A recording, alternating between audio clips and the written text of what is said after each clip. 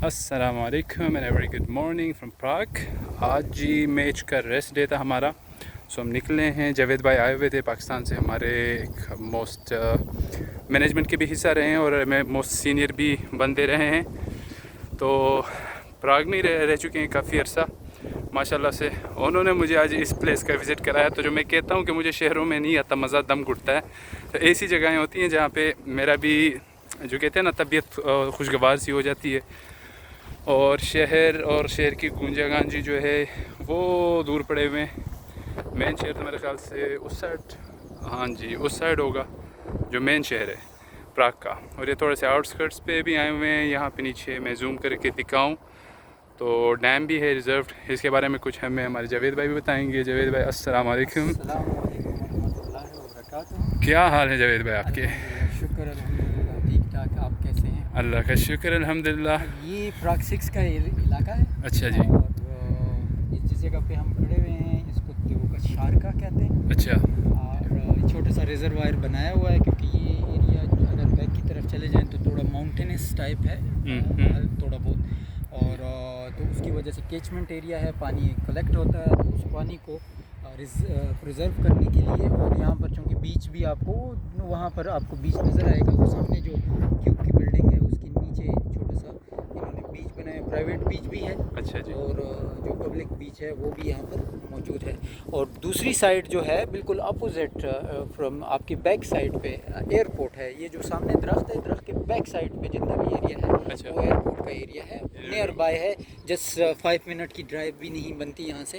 तो ये यहाँ पर, और इस साइड पे वो सामने जो क्रेन नज़र आ रही है वो जो साइड है, तो हमारे जो मशहूर सिंगर हारून बादशाह साहब जो है, अच्छा वो जी। इस तरफ और सुमित से जो है एरिया निबुशत से जो एरिया है ये उस एरिया में रहते हैं। तो अच्छा यानी अभी भी वो वही यहीं पे है? हैं, अच्छा अच्छा हारून। पर हैं वो यहाँ फ्री यूरोप जो रेडियो है, जी जी। यूरोप फ्री है, या फ्री यूरोप मशाल रेडियो जिसे हम कहते हैं, जी जी। डिवाइड रेडियो जिसे हम कहते जी जी। हैं। तो उसमें वो बैठे होते हैं, काम करते हैं। और काफ़ी दफ़ा हमारी मुलाकात भी उनसे इस बारे में हो चुकी है। अच्छा जी।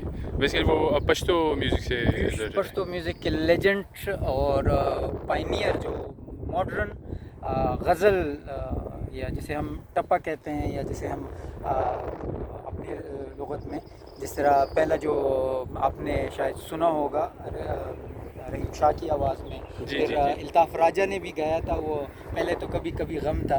तो ये पश्तो में गाया गया था, अव्वल बकला कला गम। अच्छा। तो वो हारून बादशाह साहब जो थे उन्होंने एक नया ट्रेंड दिया था गायकी में। तो एजुकेटेड हैं, बड़ी काफ़ी हैं, तो वो यहाँ पर रहते हैं। और माज़रत अगर आवाज़ थोड़ी सी बैकग्राउंड में ख़राब सी आ रही हो, हवा बहुत पड़ रही है क्योंकि वो जगह ऊंची है। मेरे पास माइक वगैरह कुछ है नहीं, लेना है कुछ समडे। और इसके बारे में एक और भी चीज़ मशहूर है, इसके ज़रा बताइएगा नाज़रीन को, जो वो देवी थी। ये देवोका शारका जो थोड़ा सा खैर एग्जैक्टली मुझे वो नहीं इसका आइडिया, क्योंकि लेकिन जो मैंने सुना है, लोगों से सुना कि वो एक लेडी थी, उसे प्यार हो गया था किसी से, फिर वो इधर आके उसको मारा गया था, तो इधर वो मर गई थी। तो उस वजह से इसको देवोका शारका के नाम से, शारका बेसिकली इस औरत का नाम है, तो उसकी वजह से इसको नाम दिया गया था। तो बेसिकली यहाँ पे जो ये एक मेरे ख्याल से पिकनिक पॉइंट भी रहेगा, रहता होगा, यानी लोग आते रहेंगे शेर, क्योंकि मेरे ख्याल से प्राग में इतने वो तो होंगे नहीं इस तरह के खामोश और खूबसूरत, जहाँ पे बंदा आके थोड़ा मेंटली रिलैक्स करे शोर शराबे से साइड पे होके। या ये इट्स वन ऑफ देम।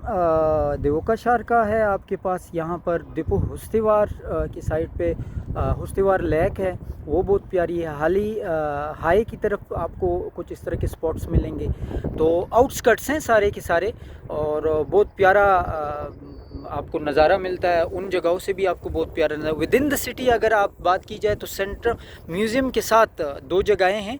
एक को हम विशेरात कहते हैं वहाँ पर, और एक जो एरिया है वो म्यूज़ियम के साथ बैक पे ज़िस्कोफ की तरफ है। ज़िस्कोफ पार्क है, उसमें अगर आप बैठ जाएं तो आपको पूरी जो सीनरी है प्राग की वो नज़र आती है। एंड एक जो है वो ये लितना पार्क है, उसमें से भी आपको नज़र आती है। और ये मेरे ख्याल से काफ़ी कदीमी शहर है, और जहाँ पे मैंने देखा चार्ल्स ब्रिज में आया था तो मुझे पता नहीं था ना, मैंने उसकी हिस्ट्री के बारे में कुछ पढ़ा था, आके मैंने वीडियो बनाई। बाद में मुझे पता चला कि वो ये तो 870 में जो है उसकी शुरुआत हुई थी, तकरीबन कुछ 1100 साल तक या उसके आसपास जाता होगा। चार्ल्स ब्रिज हो गया, और कुछ इमारतें और हो गई मेरे ख्याल से, कैथेड्रल। ये जहाँ तक मुझे इसकी हिस्ट्री पता है, क्योंकि मैं काफ़ी अरसे से इस एरिया में रह रहा हूँ। काफ़ी टूरिस्ट के साथ मैंने विज़िट भी किया। ये कासल किसी की बात है, मैंने कोई 100 time, more than 100 time castle visit किया होगा। और इस कासल की एक अच्छी बात है, इसमें जो आपको चर्च नज़र आता है, ये 600 साल में बना है, 600 ईयर्स। तो 600 ईयर्स में अगर आप इसकी एक एक पिलर को अगर स्टडी करना शुरू कर दें तो इस पर पूरी की पूरी एक बड़ी रिसर्च हो सकती है, PhD लेवल की 3 to 4 ईयर्स की रिसर्च हो सकती है। जिस किस्म की ज्योमेट्री बनाई गई है, जिस किस्म के आर्किटेक्चर ने जो ज्योमेट्री यूज़ की हुई है, उसमें ज्योमेट्रिकल प्रिंसिपल्स यूज़ किए गए हैं उसमें, वो अनबिलीवेबल है। और हॉरर मूवीज़ बहुत सी इन एरियाज़ को देख के बनाई जाती है, इन एरियाज़ को। जहाँ तक कासल की बात है तो castle one of the biggest castle है दुनिया का, एरिया वाइज बहुत बड़ा कासल है। और जहाँ तक आपने बात की कि ये कदीमी शहर है, तो नो डाउट ये वन ऑफ द जो ओल्डेस्ट हमारे पास यूनिवर्सिटीज़ हैं, उनमें Charles university one of the oldest university है। 1400 में ये बनी थी, तो 1400 में बनी है, जिस वक्त हम ख्वाब गफलत में हमारे जो यूरोप जो एशिया की ममालिक थे वो रह रहे थे। बाकी तो डेवलपमेंट हमारे यहाँ भी बहुत कदीमी भी मौजूद है, लेकिन उसको उस तरीके से देखा नहीं गया जिस तरह की इन लोगों ने इस्टेब्लिश किया। तो कासल, फिर उसके बाद अगर हम प्राग की बात करें तो इसको ये बोहीमिया था, ये बोहीमिया की, और इसको रोमन कैथोलिक जो रोमन एम्परर था, तो रोमन 2 एम्परर थे, एक होली रोमन एम्परर था और एक रोमन एम्परर था। रोमन एम्परर जो था जो कि से ऑपरेट करता था। रोमन एम्परर जो हमारे पास ये बोहीमिया का जो साइड था, तो यहाँ पर वो जो मुल्ले थे, मतलब सो कॉल्ड मुल्ले इनके, वो आके यहाँ पर, क्योंकि उन मुल्लों का और इन मुल्लों का आपस में थोड़ा सा झगड़ा हो गया, और वो झगड़ा जो था वो इस चीज़ को लेके कि भाई वो कहते थे हम ठीक हैं, ये कहते थे हमारा दीन ईमान ठीक है, वो कहते थे हमारा दीन ईमान ठीक है। तो यहाँ पर एक इन्होंने अपना होली रोमन एम्परर इस्टेब्लिश किया, और इसमें काफ़ी कंट्रीज़ यहाँ से इसमें थी, और ये सारी चीज़ें इस्टेब्लिश उसी वक्त हुई। उस दौरान बहुत सारी यहाँ पर डेवलपमेंट आप देखेंगे, बहुत बड़ी बड़ी बिल्डिंग्स बनाई गई हैं, और इस शहर को काफ़ी मेरे हिसाब से कम उन्होंने जब इस्टेब्लिश किया है तो ये 1000 साल का शहर अब कहलाएगा, कि मतलब ये 1000 साल तक अभी भी ये रह सकता है। इसकी बिल्डिंग्स इस किस्म की हैं, इसके स्ट्रक्चर इस किस्म के हैं। No doubt from last 10 years जो यहाँ पर डेवलपमेंट हुई है, जो आपको इंफ्रास्ट्रक्चर नज़र आ रहे हैं, जो आपको डेवलपमेंट नज़र आ रही है, ये रिमार्केबल है। बहुत ज़्यादा इन्वेस्टमेंट हुई है, बहुत ज़्यादा, और one of the peaceful country है, बहुत अच्छी कंट्री है। Even Muslim point of view से भी अच्छी है। अगर आप अपने काम से काम रखना चाहते हैं और अपनी ज़िंदगी सिर्फ गुजारना चाहते हैं तो उस लिहाज से बहुत बेहतर कंट्री है। आप और विज़िट के लिए, टूरिस्ट के लिए one of the best place. चलिए जी, बहुत शुक्रिया आपका। और वंस अगेन बहुत माजरत, आवाज़ बड़ी मेरे ख्याल से शायद क्योंकि हवा बहुत तेज़ चलने लगी है जो कि नीचे नहीं थी, तो मुझे उस चीज़ का आइडिया या अंदाज़ा था नहीं। और चलिए जी, अभी पहले थे टोपी बाल भी उड़ रहे हैं, बनाने थे, लेकिन वापस जाके क्योंकि आए हुए हम भी मैच के सिलसिले में, और जावेद भाई हमारे भी जो टीम के मैनेजमेंट के भी हिस्से रहे हैं,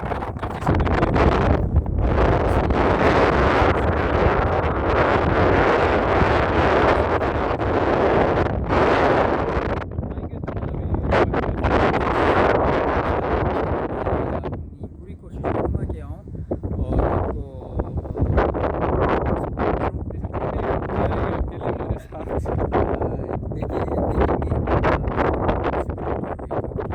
चलिए जी इंशाल्लाह। और यहाँ पे हम करते हैं व्लॉग का अख्ताम, लेकिन वो जो बातें थी उसका अख्ताम करते हैं। आगे चल के आपको थोड़ा सा वो नीचे जाने का रास्ता भी दिखाएंगे। काफ़ी माशाल्लाह खूबसूरत सी ट्रेल सी बनी हुई है, जैसे कि हाइकिंग्स वगैरह होती हैं। यहाँ पे आते हैं लोग, थोड़ा सा शोर शराबे से भी हट के, यहाँ पे पिकनिक पॉइंट्स भी हैं और आते हैं। जावेद भाई ख़ुद भी कहते हैं कि मैं जब यहाँ पे यानी जब वो रह रहे थे, अभी तो पाकिस्तान से चूँकि आए हैं, क्योंकि जब मैं यहाँ पे था तो आया करते थे, यानी शाम को बैठ के वो करके, यानी पीसफुल जगह है, जो कि अगर मैं भी यहाँ पर कहीं रहता होता तो एटलीस्ट ना हो तो हफ्ते में 2-3 दफ़ा तो आके यहीं पे बंदा 2-3 घंटे लेके कुछ किताबें लेके कुछ जो काम करने के हों तो वो कर ले. So that's it from here and see you down there.